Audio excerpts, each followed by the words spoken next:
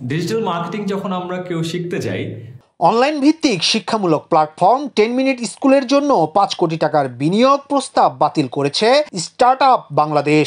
16 জুলাই সকালে স্টার্টআপ বাংলাদেশের official Facebook পেজে দেয়া এক পোস্টে এ তথ্য জানানো হয়। এছাড়াও তথ্য ও যোগাযোগ প্রযুক্তি প্রতিমন্ত্রী জুনায়েদ আহমেদ পলকও ফেসবুক স্ট্যাটাস দিয়ে বিষয়টি নিশ্চিত করেন।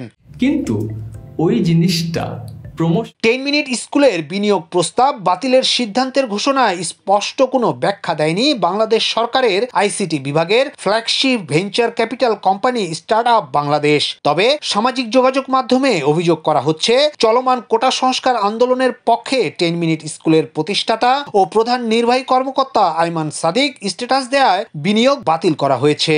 লিখা আপনারা সবাই টাইপ করতে পারেন, এতে আসলে শেখানোর তেমন কিছু। এমন অভিযোগের বিষয়ে সচিবালয়ে এক অনুষ্ঠানে আইসিটি প্রতিমন্ত্রী জানান, বিনিয়োগ বাতিলের কারণ প্রকাশ্যে বলা চুক্তির বরখেলাপ। তিনি এও বলেন, কেউ যদি বাংলাদেশ, মুক্তিযুদ্ধ ও বঙ্গবন্ধু নিয়ে বিতর্ক তোলে, এসব আদর্শের বিরুদ্ধে অবস্থান নেয়, সেখানে সরকার ব্যবস্থা নেবেই। এটা যে ব্যক্তি বা যে প্রতিষ্ঠানই হোক না কেন, তাদের অবশ্যই বাংলাদেশের প্রতি, বাংলাদেশের স্বাধীনতা, সার্বভৌমত্ব, মুক্তিযুদ্ধের চেতনা এগুলোকে সমুন্নত রাখা উচিত।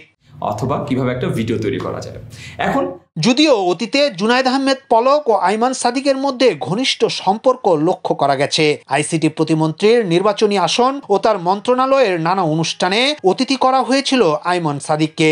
বিনিয়োগ প্রস্তাব বাতিলের ঘোষণায় সেই সম্পর্কে ছেদ পড়ার বিষয়টি উঠে আসছে।